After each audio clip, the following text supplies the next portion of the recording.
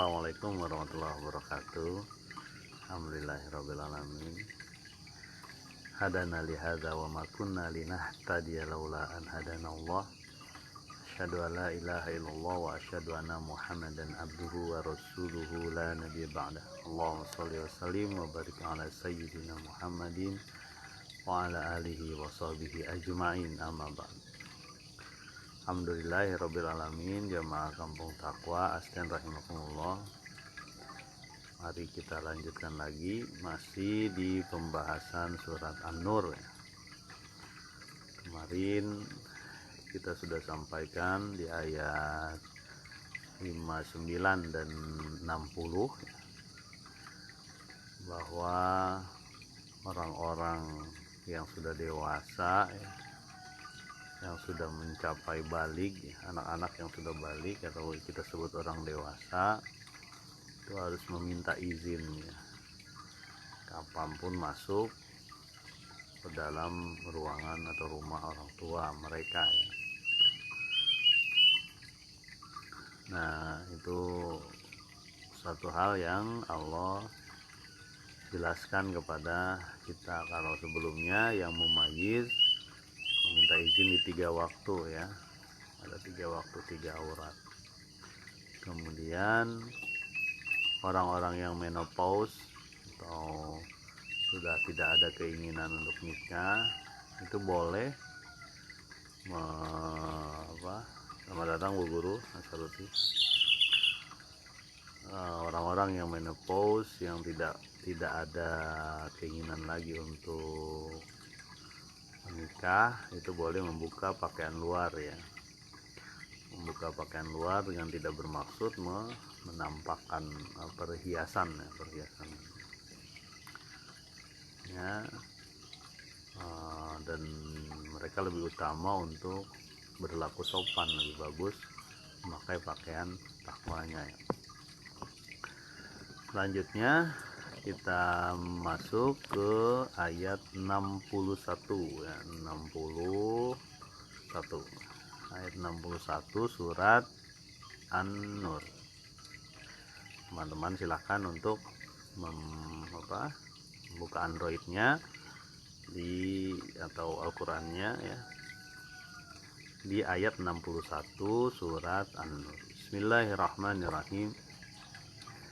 Laisa 'alal a'ma haraju wala 'alal a'raji haraju wala 'alal maridi haraju wala 'ala anfusikum an ta'kulu min buyutikum aw buyuti abaikum aw buyuti ummahatikum aw buyuti ikhwanikum aw buyuti akhwatikum aw buyuti a'mamikum aw buyuti ammatikum aw buyuti akhwalikum aw buyuti khalatikum aw ma malaktum mafatihahu aw sadiqikum laisa 'alaikum junahun an ta'kulu jami'a aw ashtata fa idza dakhaltum buyutan fasallimu 'ala anfusikum tahiyatan min 'indillahi mubarakatan thayyibah.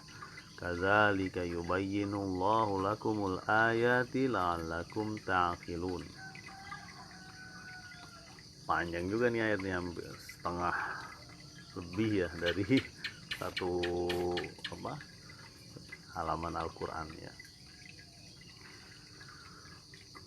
Tidak mengapa laisa 'alal a'ma, orang buta ya,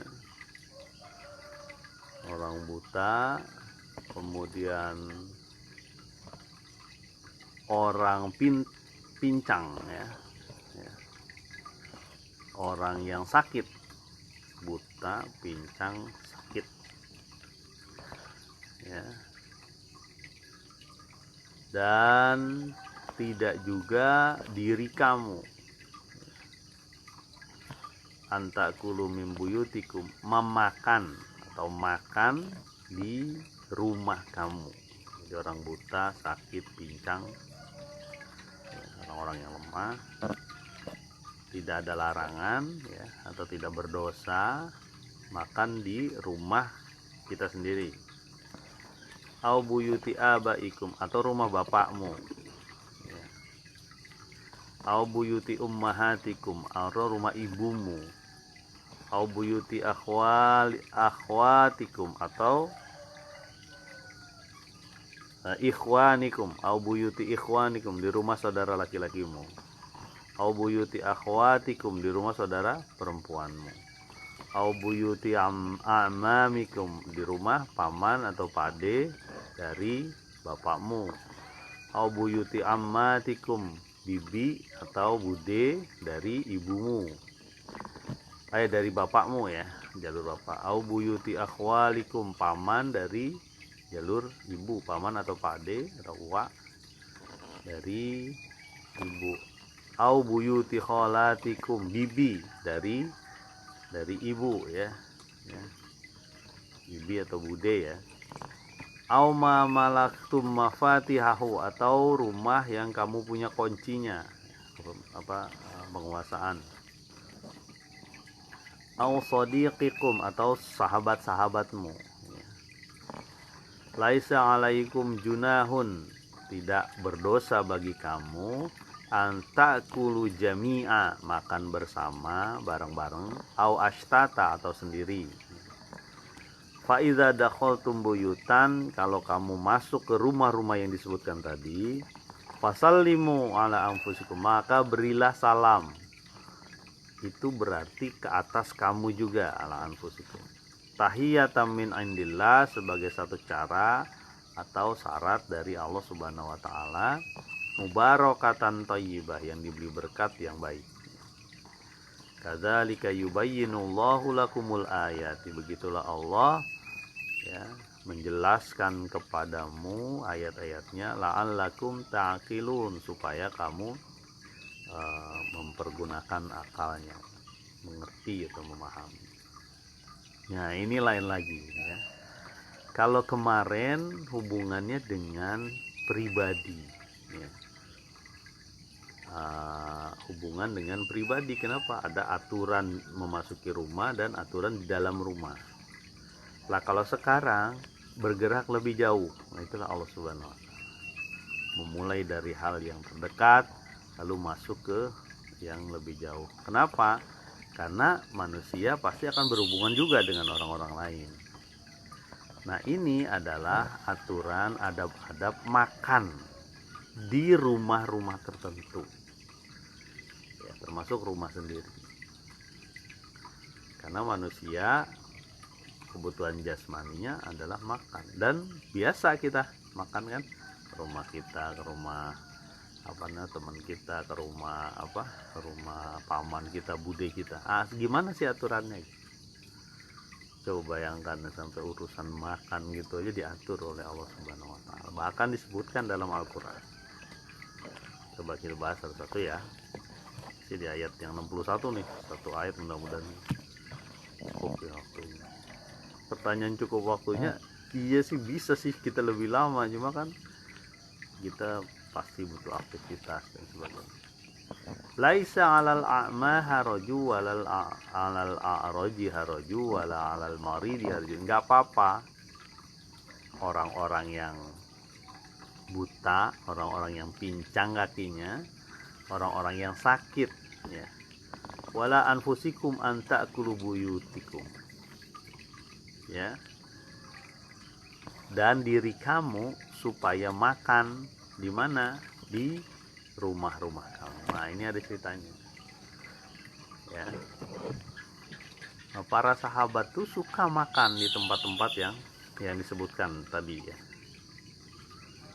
Nah, makan biasa lah gitu.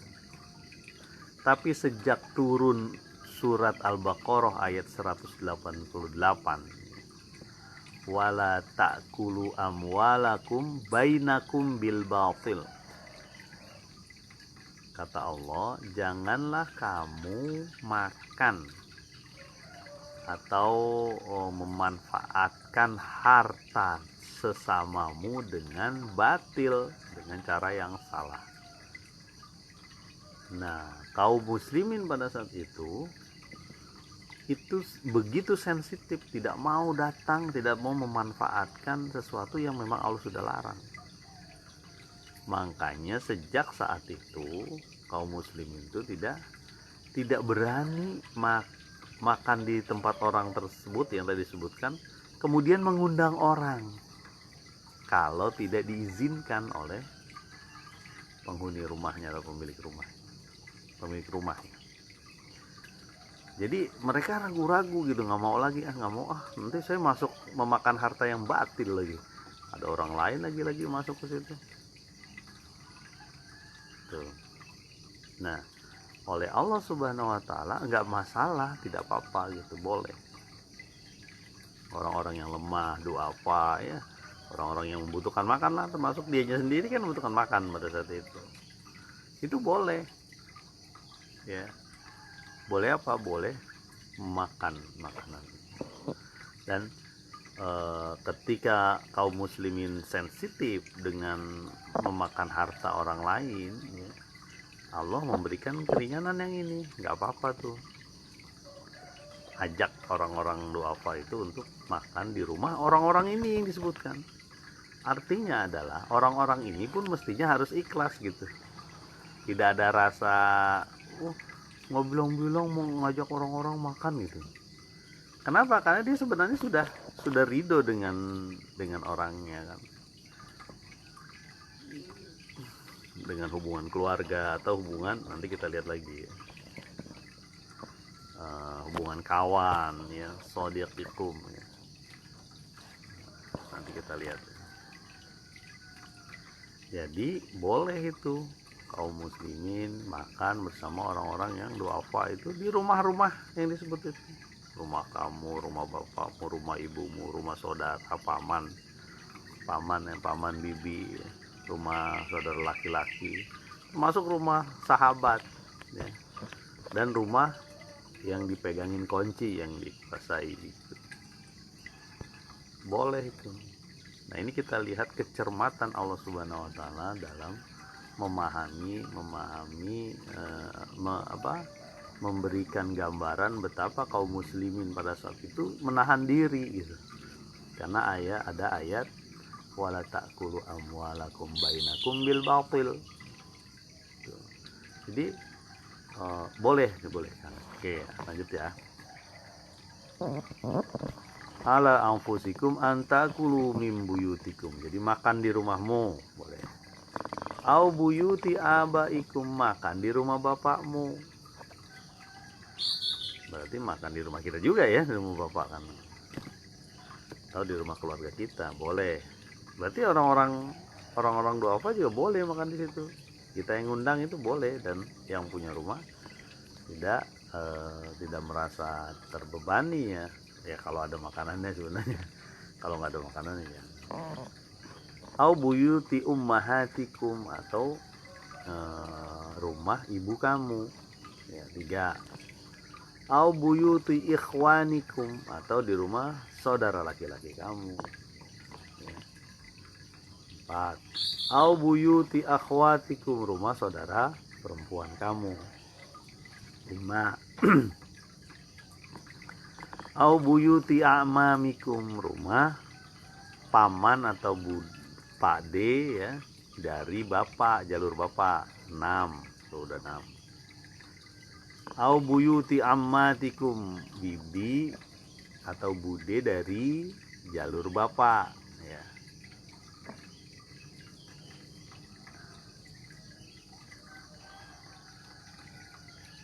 Jadi mana nih? Ummatikum, abuyuti ikhwanikum, abuyuti akhwatikum, abuyuti amamikum, abuyuti ammatikum. Udah ya, bibi dari jalur bapak 7.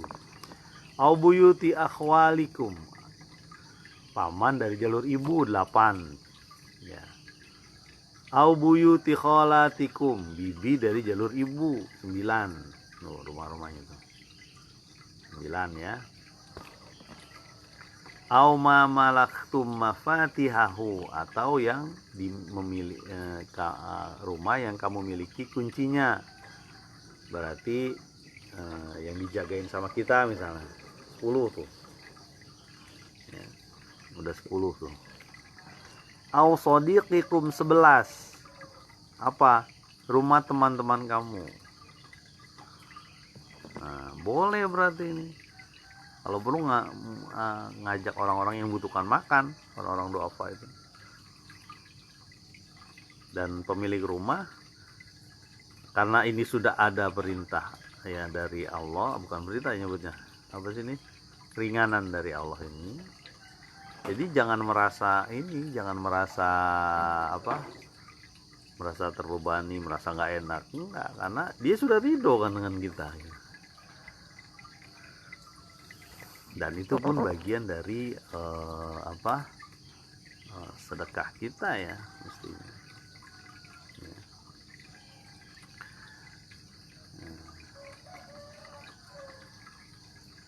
Nah, rumah-rumah ini adalah rumah-rumah yang boleh kita makan, mengambil makanan di situ, dan bahkan boleh membawa orang lain, terutama yang sakit, yang pincang, yang buta, yang duafa lah kira-kira, yang disabilitas ya. Boleh tuh kita kasih. Nah, lanjut.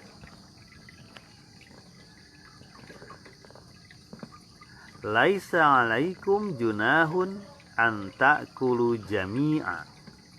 Enggak apa-apa bagimu tuh makan bareng-bareng.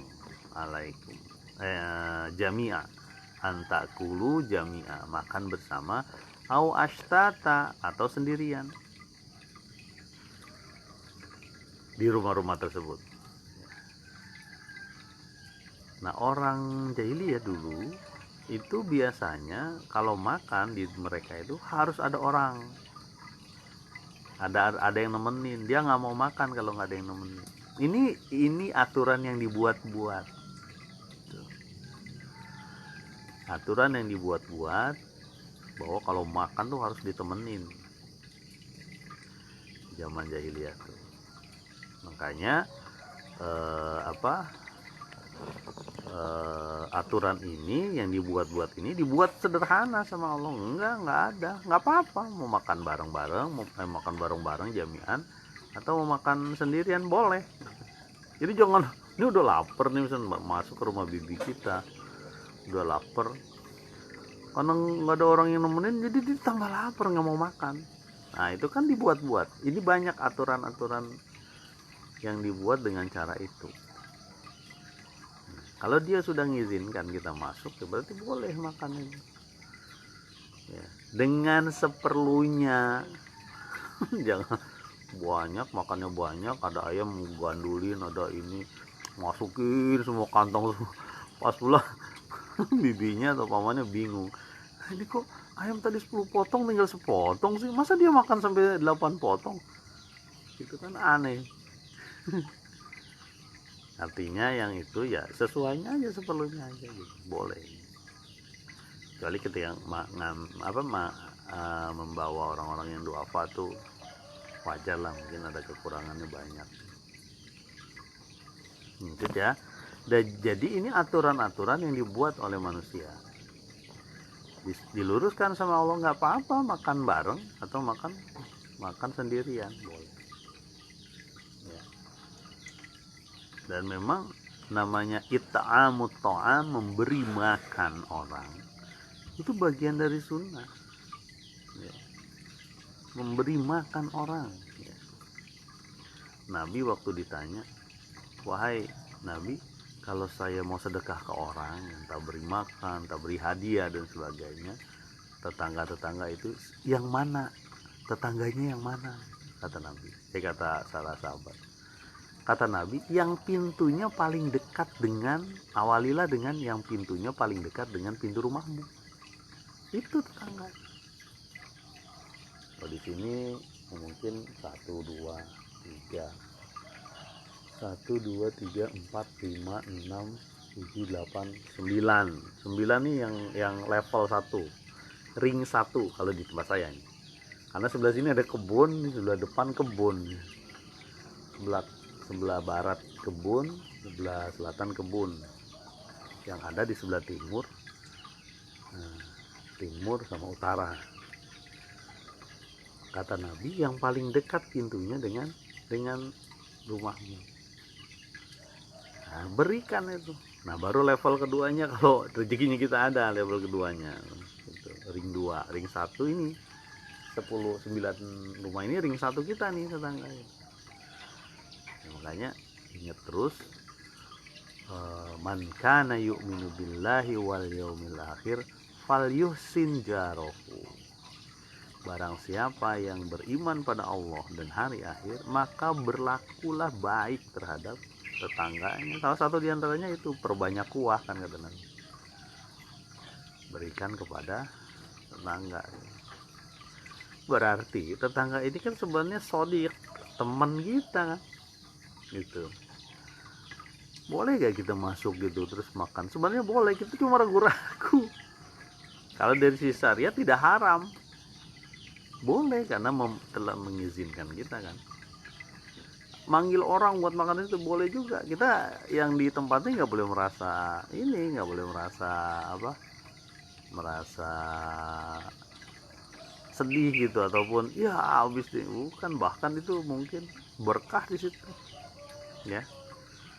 Orang kalau didatangi ya, rumah orang tuh didatangi orang untuk makan, berbicara di situ, itu keberkahan adanya.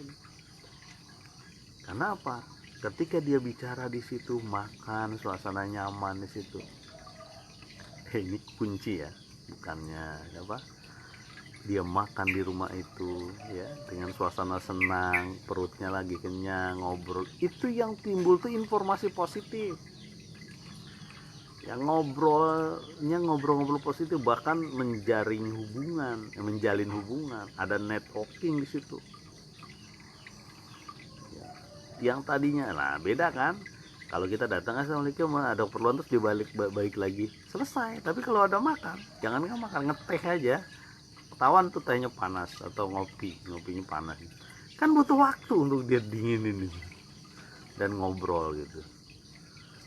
Ketika ngobrol banyak hal-hal positif di situ. Makanya memberi makan orang ya, itu bagian dari sunnah Nabi, dan itu bagian juga dari apa? Dari perilaku kaum muslimin. Dalam satu riwayat ya, Nabi SAW menggali parit pasir, parit ataupun apa, dalam perang Khandak dulu. Perang Khandak itu sebenarnya perang yang mencekam. Kenapa? Karena puluhan ribu orang menyerang Madinah, bikin apa namanya, barikade gitu, mengepung Madinah. Nah, ada perang Khandak. Perang Khandak itu salah satu usulan dari Salman Al-Farisi. Salman itu orang Persia yang masuk Islam. Jadi Salman mengusulkan untuk membuat perang, karena di Persia itu biasa membuat parit, digali parit supaya menghalangi gerak laju itu tidak dikenal di bangsa Arab. Nah, itulah parit itu bisa menghalangi pergerakan musuh yang dari kan Madinah itu ada bukit-bukit gitu. Nah, pergerakan ada masuk di situ, di celah itu. Nah, kemudian Nabi itu sampai ikut bantu menggali dan sebagainya. Sampai ada satu batu besar itu berat, kaum muslimin nggak bisa, digali dengan dipukul dengan tiga kali pukulan ya, pecah. Pukulan pertama itu aku melihat istana Kisra, pukulan kedua aku melihat istana Kaisar gitu. Artinya Islam akan nyampe ke Iran, Islam akan nyampe ke Istanbul, Turki dan sebagainya, Eropa ya, bilang Eropa. Itu sesuatu yang Allah kabarkan lewat, dan benar kan sampai sekarang. Itu ketika perang Khandak begitu. Dan pada saat itu suasananya kan memang karena banyak pasukan dan sebagainya, makanan kan sedikit. Kemudian karena makanannya sedikit, Nabi itu sampai ngiket batu di karena ya lapar juga, diikat batunya sampai bunyi kresek-kresek gitu. Ternyata bukan uang logam, itu batu. diikat supaya nahan lapar. Nah, salah seorang sahabat, saya lupa, Abu Darda kalau nggak salah nama sahabat ini, tolong dikoreksi ya teman-teman, itu melihat bagaimana beratnya Nabi dan para sahabat. Kemudian dia pulang ke rumah. Ini kan lagi pada gali parit. Nah, dia pulang ke rumah, nanya sama uminya lah, istrinya. Wah, istriku, ada makanan apa? Ini ada anak kambing, dia bilang gitu. Oh yaudah, kita siapin. Buat apa? Itu makan Nabi sama beberapa orang lah, kasihan. Nah gitulah gitu. Lagi gali parit itu kan namanya gali di padang pasir, tahu sendiri. Kalau di kita di Bogor ini agak lembut karena beberapa kali hujan ya. Walaupun nggak hujan, ketika di atasnya dibongkar, bawahnya masih agak banyak tanah. Kalau di sana ya, yaudah dia Abu Darda itu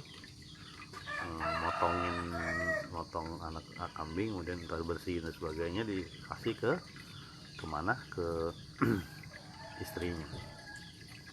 Kemudian dia datang ke itu tempat pekerjaan itu, ngomong bisik-bisik sama Nabi. Nabi, itu beberapa orang sahabatmu datang deh ke rumah. Kenapa Abu Darda?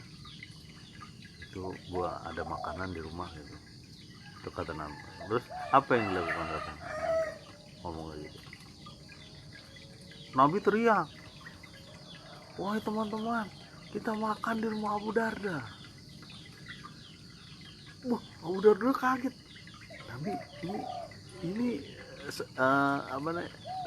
undangan spesial kan, kira-kira begitulah untuk Nabi dan beberapa teman-teman, mungkin Abu Bakar dan gak sebanyak-banyak kan.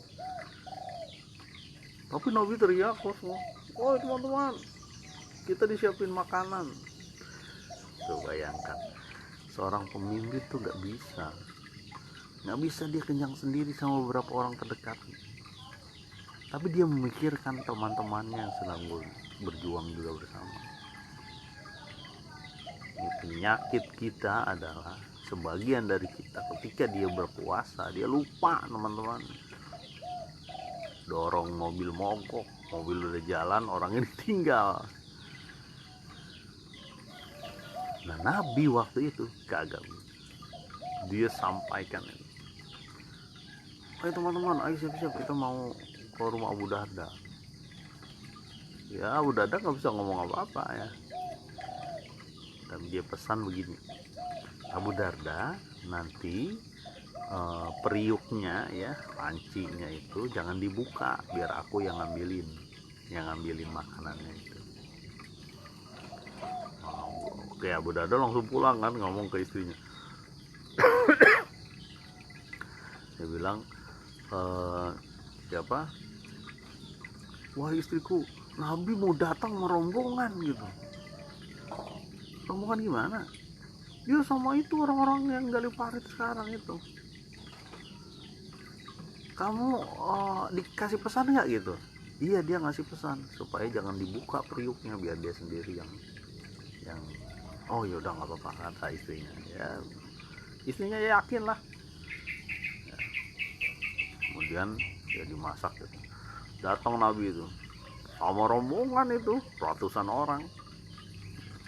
Kemudian Nabi yang mengambil itu, mungkin sop atau apa ya, dari daging kambing dan roti apa. Terus Nabi ini lagi tuh, sampai semua orang makan kenyang, termasuk Nabi makan, disisakan juga istrinya dan Abu Darda. Ternyata dari satu periuk itu Allah beri berkah ya, beratusan orang. Kenapa? Salah satu diantara ini pemahaman saya, Nabi itu tidak memikirkan diri sendiri. Makanya dalam satu hadis Nabi, makanan 2 orang cukup untuk 3 orang, makanan 3 orang cukup untuk 4 orang. Itu anjuran dari Nabi untuk memberi makan bersama-sama ya. Karena ada keberkahan di situ.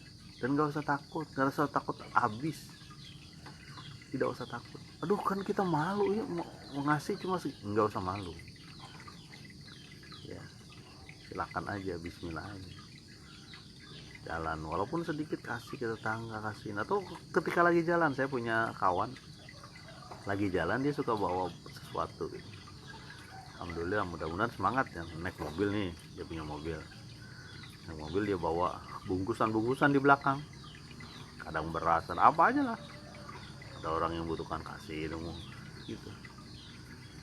Itu keberkahan itu ya, ya. Ya kalau yang nggak sempet ya uangnya lah gitu.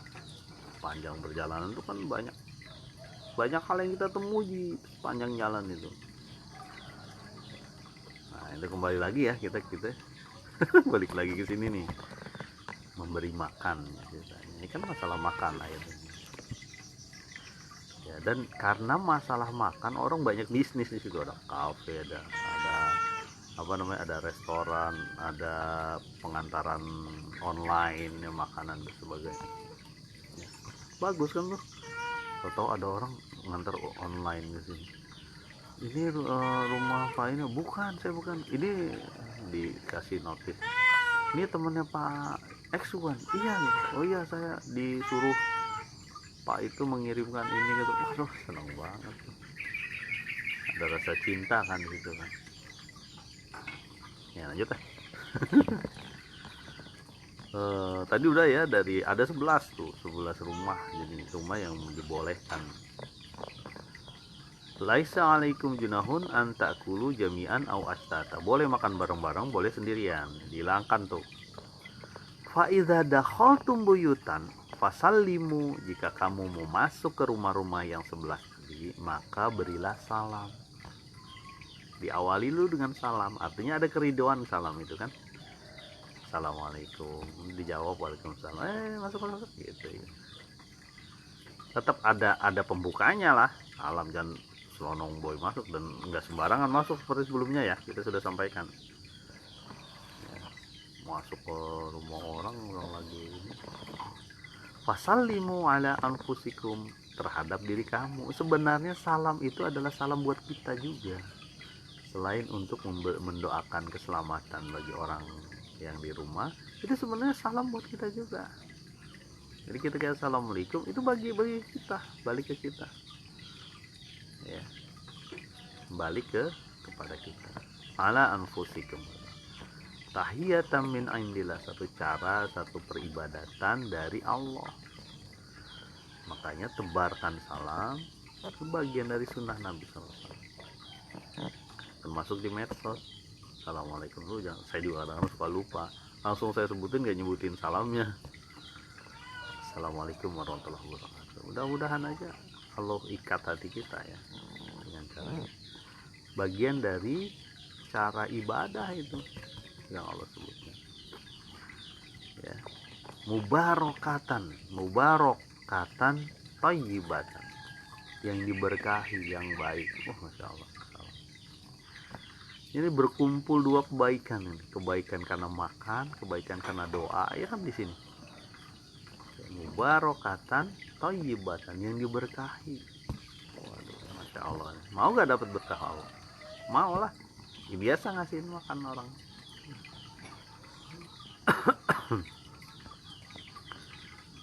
Nah, kadzalika yubayyinullahu lakumul ayat, begitulah Allah menjelaskan bagimu ayat-ayat Allah. La'alakum ta'qilun, semoga kamu mempergunakan akalmu ya, akal disebut berpikir ya. Semoga kamu berpikir, semoga kamu mempergunakan akalmu. Coba bayangkan kalau saya lihat ya, la'alakum ta'qilun ini bagian dari apa, caranya Allah agar manusia dibuat berpikir, mengajak orang makan, mengajak orang doa makan. Ini ada hubungannya dengan apa? Itu yang tadi saya bilang. Ini menurut pemikiran saya ya. Koneksi ada di situ.